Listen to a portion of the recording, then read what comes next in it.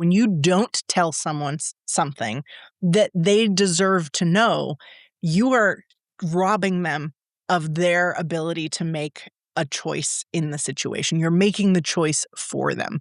If I don't tell you something because I am worried it's going to hurt your feelings, that means I'm denying you the ability to have accurate feelings.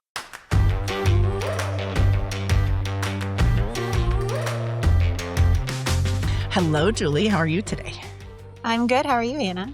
So good. It's lovely to see you. I was totally like, I cannot get over the pictures you sent me this last week. Oh my gosh, what a magical place, Hanna. Yeah. Incredible. Well, first, let's let our listener in. Do you want to tell our listener what this secretive, amazing place is? So Julie was at a place called the Hat Ranch, which used to be my grandmother's. And so it was my grandmother's ranch that she spent summers on in northern Arizona. And every year she would have camp for all of her grandchildren called Camp Bazy, because her name was Bazy.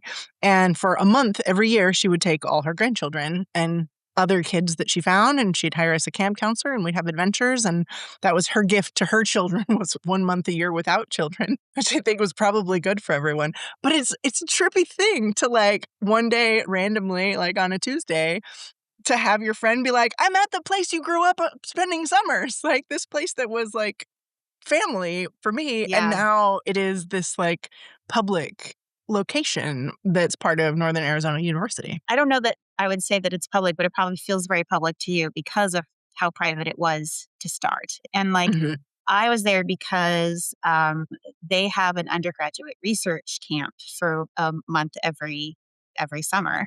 And so students get to stay probably in the same rooms you stayed in and do a research project and really honor the memory of your grandmother by having a convening where they share about their research and why conservation matters. And so I got to be a part of that because we're thinking about potentially collaborating with them. And so we were invited, and it was amazing going to a poster session where there are ranch dogs just wandering around and listening was like the best thing ever. Dogs. There's I'm glad there are dogs, because that is very like true to the heart of the Hat Ranch, is so many dogs. They were the happiest dogs I've ever met in my life. They are living the best life. And I have to tell you, you are part of lore there in such an interesting way, because what some of the students were talking about, how they would love for younger students to get this experience and to be out there into camp. And one of the NAU officials was like, Camp Bazy. And I just looked at her like, are you kidding? That was my friend's childhood. Right. So yeah, Julie keeps texting me these pictures of like my dad in a picture frame, and I don't know. I thought you would have been there longer, so I didn't tell you about where to find the sacred tree, because there's a sacred tree, and you totally saw it. It's in the field on the right as you drive in. It's that big amazing tree in the middle of that field. Yeah. But yeah, so trippy and so awesome. And here's the thing that I'm interested if this is part of the lore, but Bazy was very much a citizen scientist. Like Bazy did not graduate either high school or college, because family called at the moment that she was about to graduate both high school. At the moment she was about to graduate high school, her brother died. And the moment she was about to graduate college, her mother broke her hip, and she was the youngest. And so she got brought home to finish that. And so one of her proudest achievements was an honorary doctorate, but she was an incredible geneticist. She had an experiment, right? Like she had the privilege and the money to experiment with horses in genetics in ways that I don't think anyone ever has. Her herd was so genetically controlled that she knew all the recessive genes and who had them. And wow. And there were only 3. Before you could test for them, she already knew the lines, where they came from back many generations. So I do love the idea of a Camp Bazy for Sarsef kiddos to learn science as just a part of life. Yeah, absolutely. I do think that that's a big piece of it, is living with science and seeing science around you, but I didn't know her history with education and everything. That's really incredible, everything she did. Yep, she was just super passionate about it. She read voraciously. I think she did study genetics a bit in college. I feel like there's some stories about her and fruit flies, but I don't know. I don't know the full story.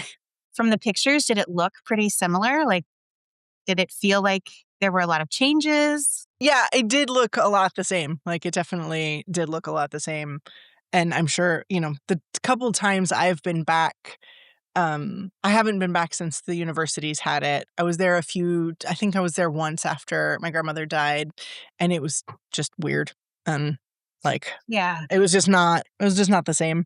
And I was also there alone, and I was always used to being there with so many people, and, like, there were usually, like, 10 to 15 kids. We had jobs to do, like, one year I got to go along while they branded the cattle, and, one year we had to make the tables I told you in our text exchange. Mhm. There's these tables made of the spools that power lines are come on, and she wanted them to be tables because the straw bale house was all about we actually helped build the straw bale house, and that was all about her experiments with how to be more sustainable. So that's why she built a straw bale house, and I think it was particularly low water usage, and so she wanted recycled tables, and she found these recycled electrical wire stools or spools, but then she also had the chairs she wanted to use with them, and the chairs were too short, and she wasn't willing to give up the chairs. So the job of the cousins that year was to figure out how to dismantle spools, cut them down, thread the screws, and put them back together. That's something that I thought you'd really appreciate too, is that the students there were doing everyone's dishes and like clearly had jobs, and they were the ones that toured me around and took me to the different watering holes and things like that. And so you could tell that they were building a sense of belonging and care with those students through being active in the chores, the things that had to get done, and that Mhm. really resonated with me for what you had shared about your experience there. Yeah, very cool. It is a just genuinely magical place too. Like, there's no denying that being there is just peaceful for the soul. I was thinking about just running away into the field where no one could find me and just staying there forever, um, but I was the driver, so Ah, I had to, next time next somebody time. else drives, you'll do a Julie-shaped, like, mannequin that you leave in the back of the car. Well, we should probably get into our topic. It's time to talk trust physics. That's what we're here for, right? And today, if you don't know us already, I'm Hannah. This is Julie. Yes, I'm Julie, co-conspirator and leadership enthusiast. I'm Hannah, creator of conscience driven leadership and trust physics, which is what we're here to talk about this season. Conscience driven leadership is a leadership model that recognizes how power and conscience fuel each other and interact in a way that makes the world better. Oh, fuel each other. I love that description. That's really fun. And this season, we're focused on trust physics, a key aspect of conscience driven leadership, CDL. Trust physics is a way to stay whole in your relationships by holding people accountable in ways that drive relationships forward.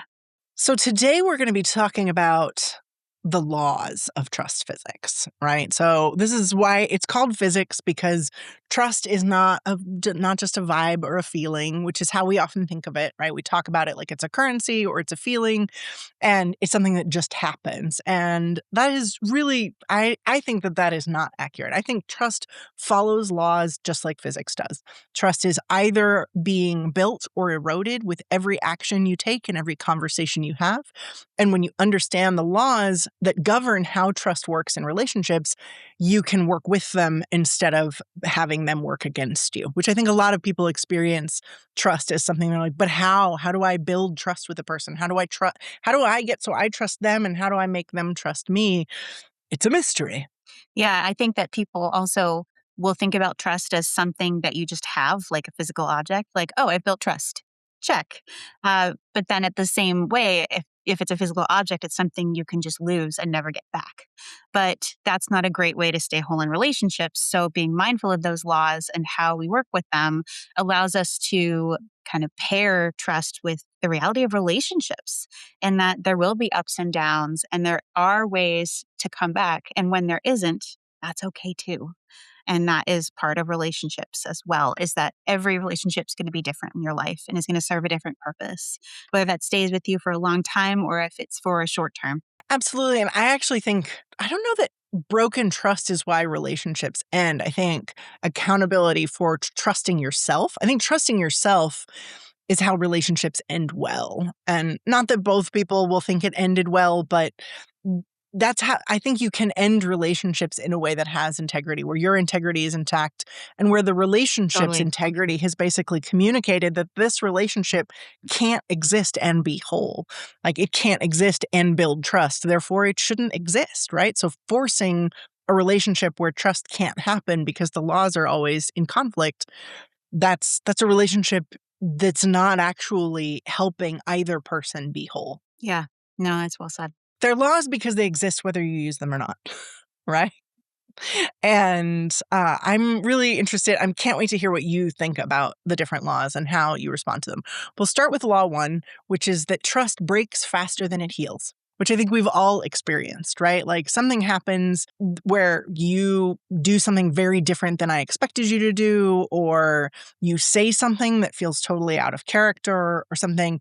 And my ability to trust you can fracture in a nanosecond, and building it back up is going to take more than a nanosecond. It's going to take more than one conversation or one action to rebuild. And in the first place, it doesn't build without some evidence. You need to see evidence in a person at least a few times before you start to have trust that is something you can rely on. It does remind me of people in my life that there was a moment where there was that kind of fissure where there's something happened that I'm like, oh, maybe they're a different person than I think they are. And I ended up kind of holding on and trying to be as honest as I could with them and working through. And now that's a blip. And at the moment, that felt like a huge thing that completely changed the way I saw the relationship. But it did mend. And I don't know that I was really aware of that, but just that I kept showing up to see if that was the norm or not, or if it was just a one time thing. Because we are all going to do things that seem uncharacteristic or that are mistakes. Like we all do dumb stuff and we all break the other laws. And I think the other laws, some of the other laws are really go into better detail about how trust gets broken. But I'm having an experience right now with someone who was dishonest with me and with the people around them. And they were caught in that dishonesty. And now they're having to rebuild the trust. But there was a moment early on when the dishonesty was first discovered, and it was a piece. And I said to them, look, forgiveness is something we can all get behind. Everybody makes mistakes, but here is an example of I know you were dishonest with me in this moment. And if you continue to be dishonest, I will know. And the window for forgiveness really closes if the truth dribbles out. Right? Because Yeah. finding out that there's a problem is one thing, but like once it's discovered, once you're on the hook, like once you can't conceal it anymore, you got to come all the way clean. And if you can come all the way clean at that moment, we've got something we can build on. It'll be slower, but it's possible. But continuing to lie is going to make it crumble. Yeah. I can see how these laws interact with each other when you say that, because it does remind me of Law 2. So maybe I'll talk about that one a little bit to kind of add to this and build on it. Because Law 2 is the thing you won't say is the thing that traps you. So, I mean, you don't have to be perfect. These things will happen, but you do have to be honest. Whatever you're not saying, it's not going to go away. It doesn't just kind of wash out. It stays in you. It lives inside you, taking up prime real estate. That's really important mind space. And because we all know that those hard things tend to loom larger in our minds. And so if you're not saying something, if you're not saying, hey, that was a lie, that is a bummer. And that can't be a pattern for us, then it's still going to live in you. If you talk to about with them about it or not. And it sounds like you were really intentional about sharing what it was that wasn't okay for the relationship and for you to stay whole in that relationship. When you're the person holding the accountability in that moment, yeah, there's the thing you need to say. But honestly, this person who was holding on to truths that we didn't know, that I didn't know, and that other people didn't know, that was the thing that was really poison. Like that was the real trap. Me not saying in response, "Hey, we're crossing a line here," is going to trap me, but not nearly as much as when I have done something that I know someone else will harm, that I know people won't like, and I don't tell them. And that's going to lead into law 3 here in a second. Um, but carrying around a secret will poison you and like will liquefy you from the inside. And the image on this card, like every piece of trust physics, every piece of conscience driven leadership has a card image associated with it. And this one, I got it back from my designer, who's brilliant and amazing. And I was like, oh my gosh, is this too far? Because it's a little gruesome. It's a locked chest with liquid oozing out of it. And Ooh. I feel like that's accurate because, like, when you are holding on to a thing, you're not keeping it to yourself because you think everybody's going to throw a parade when you say something.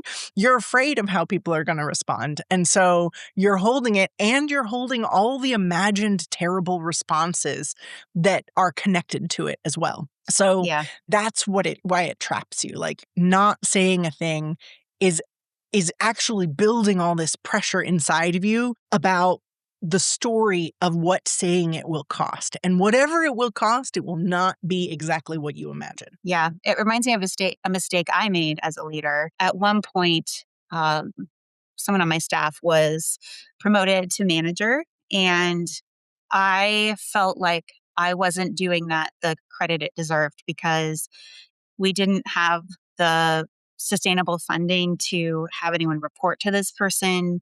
I recognized that a larger budget for their projects would have been valuable for them to truly be a manager. And I didn't explain that well. What I had said was something along the lines of, I feel like I'm not truly making you a manager. And they held on to that for a long time and then finally said how they interpreted that, which is that they they'd kind of internalized that they weren't maybe good enough to be a manager, or that they didn't have what it took to be. They thought it was something about them instead of it being something about how I was building the context for them. I knew that for them to really thrive as a manager, that was on me too, as their manager, to make sure that they had the resources they needed to do it. And that's what I was thinking about. And I was so grateful when they finally said something that probably lived inside them and festered in a lot of not great ways. They're an amazing employee. They do amazing work. And so for them to think that I did not believe in them is really hard. And I'm so glad that they'd finally unleashed that ooze because it was not as bad as they thought. It was more on me and my promise to the organization so that now that they do have people reporting to them and they are able to do these things and with a larger budget. And that was more of a commitment on my part that I did not clarify very well. Absolutely. It's so easy. It's so easy to take. And so, like, in that moment, that's the moment where, like, that moment of like, can I clarify that you're really saying this? Like, I want to make sure, like, oh, that doesn't feel good.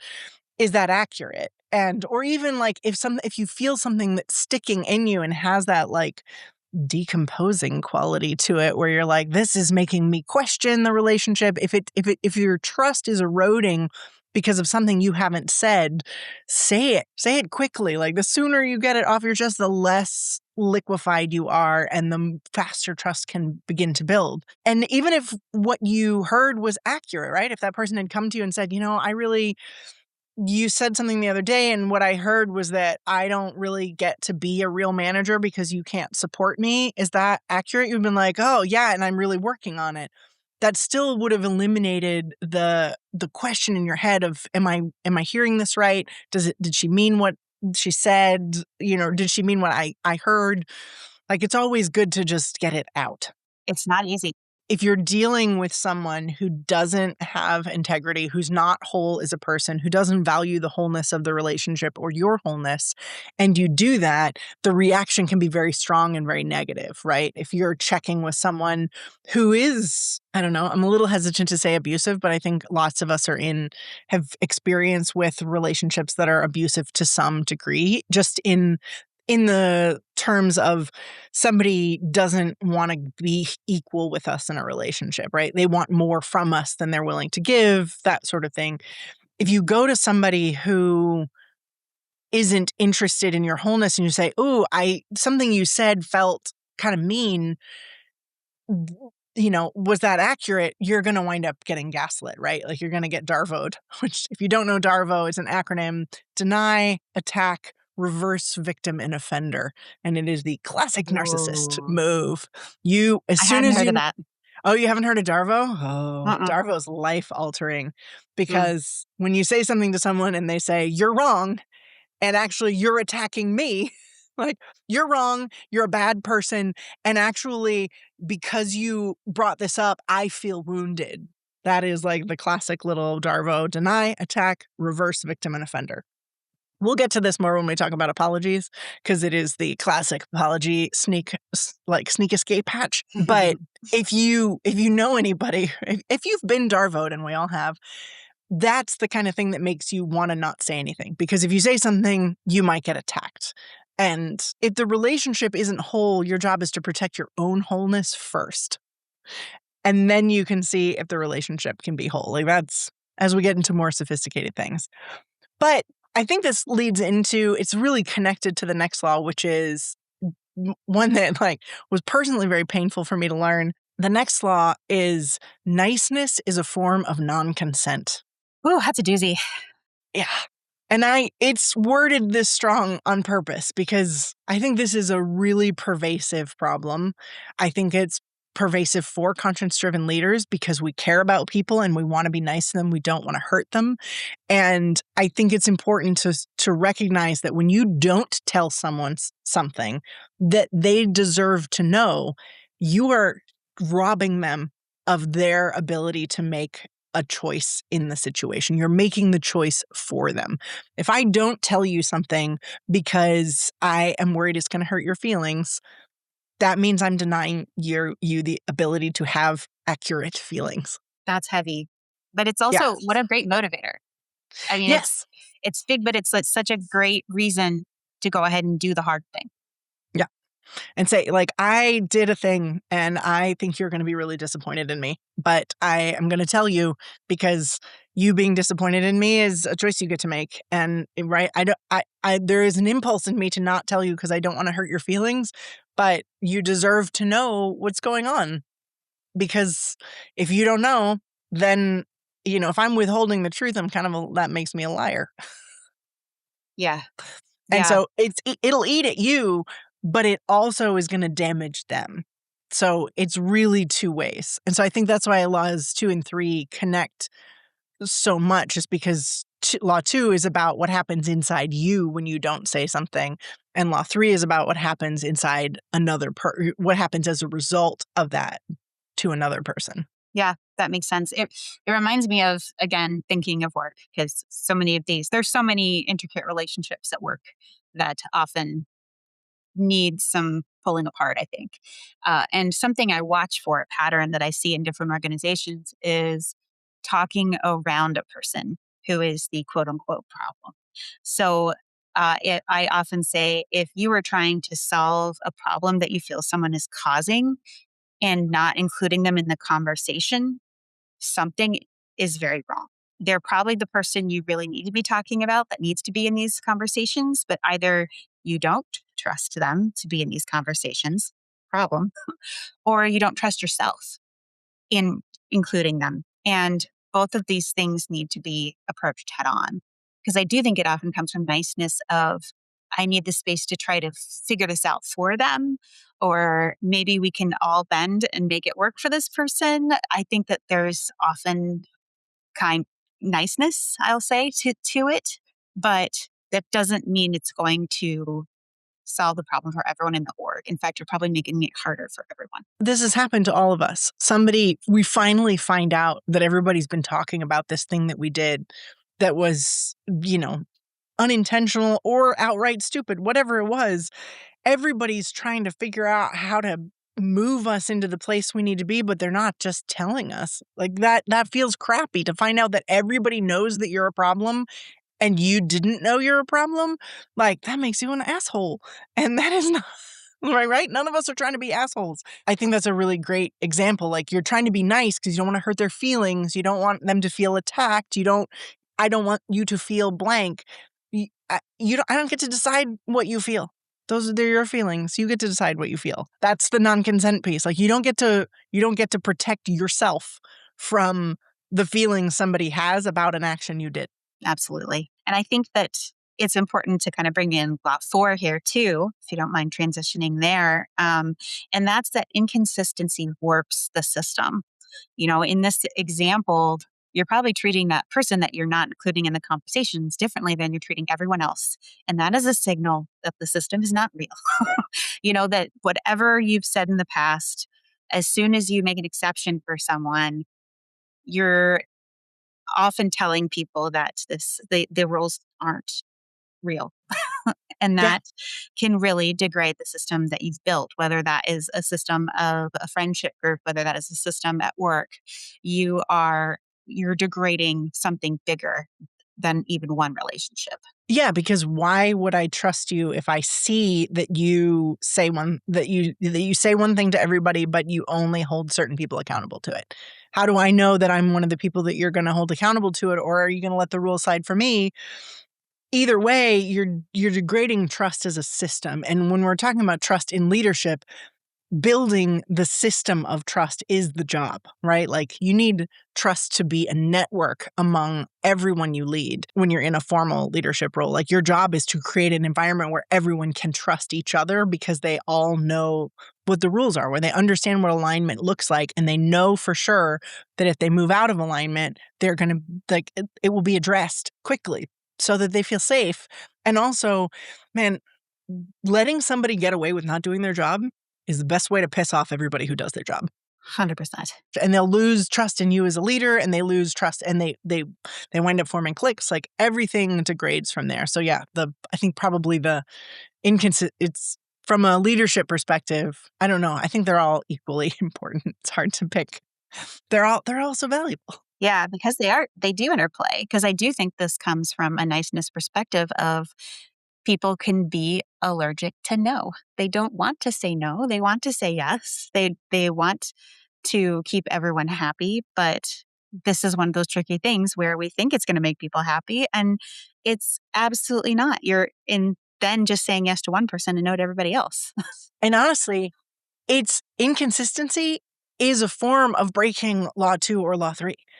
Because you're not saying something. You're not saying it because that person rarely makes mistakes, and so you don't want them to feel nitpicked when, this is a one-off.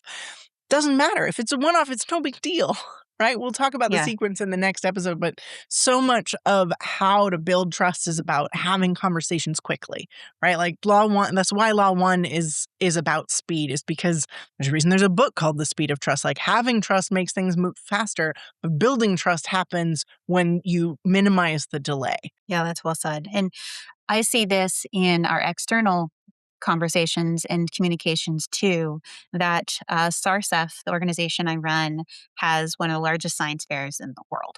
And we have a real hard time. We have had a real hard time in the past holding deadlines and saying, well, that was the project deadline. So, yep, because it affects kids. Like, we don't want kids to not be able to be in the science fair. But what we were doing was really showing people that the deadline didn't count and it made staff's lives so hard. We were training people to kind of prioritize their schedule over the schedule of a giant fair with a lot of moving parts. And it wasn't helping anyone. It wasn't helping the kids already in the fair that now had distracted staff. managing the event they were a part of. And so we've tried to be much clearer about where can we make exceptions, and how do we make sure that that's clear to everyone, and so they're not just secret. And So, how do we yes. make sure that we are able to say in some cases, I'm sorry, it's not the year because you missed the deadline by a lot. Yeah, absolutely. And also, it's not fair to all the kids who worked really hard to meet the deadline. And now they're, like if they'd had another week, their project could have probably been a little better. But they don't get to go back and edit because somebody else was later. Like, yeah, it's unfair in every direction. And you think maybe like, oh, you think maybe there's a way to wiggle by it, and there just isn't. Yeah. But it comes from a good place, but you just have to figure out and be very clear and transparent then. You'd have to make those decisions of where would we make exceptions? Well, and that's why, intent versus impact is so important, because everybody feels like they're operating from a good place. Like, people rarely feel like they're doing something to be mean or that their intent is bad.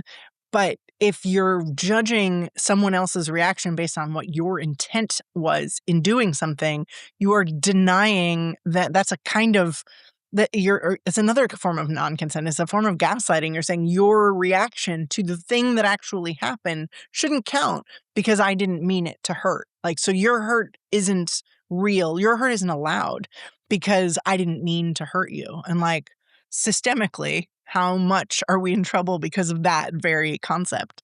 And it works on the smallest scale too. And when you let it slide on the small scale, it gets bigger and bigger. Yeah, well said. So how do we rebuild trust? Law 5 covers that. Accountability is the force that restores integrity. Accountability is not something that is punitive, that happens after the fact. Accountability is the kind of conversation we get used to having so that when integrity fractures even a little bit, we can restore it right away before that fracture becomes a break and the break becomes a hole and everything falls into the hole. So accountability, I think we've covered accountability in other episodes, and we will cover it more in the accountability sequence in our next episode. But accountability is how we restore integrity. It's how ultimately we build trust. It is the tool that does the building. Yeah, that's great. And I'm excited next time to talk about where you can intervene when there is misalignment and to continue to build and uphold that accountability. But I think this is a good stopping spot for this episode. What do you I think? think so too. Yeah. I mean, I feel We like did the the thing. laws. Yeah, we did it. Yay. Oh, they're super fun. Huge thank you to you for listening, to you, Julie, for having these fun conversations and being the person who reintroduced me to my childhood camp experience. Anytime. Thank you. Thank you to our amazing producer, Anna Miller, who is not me, but rather another person whose name rhymes with mine, who does such a fabulous job creating this podcast and all the other content that comes from it. Please subscribe to this podcast on whatever platform you use. And if you want to learn more about trust physics or conscience-driven leadership, check out conscience-drivenleadership.com. And it occurred to me, if spelling that gives you a headache, you can also go to ringmasterconsulting.com and it will redirect you, because Ringmaster Consulting is my business name. So that URL works just as well and is much easier to spell. Well, thank you, Hanna, for inviting me on this journey. It's a lot of fun to really dive into these concepts. It's always wonderful to talk with you about them, and it helps me feel their aliveness in the world, to have them reflected and have, I don't know, to have your engagement with them. It means a lot. Thank you so much for joining us. We will catch you next time, and yeah, have a great day. Thanks for listening.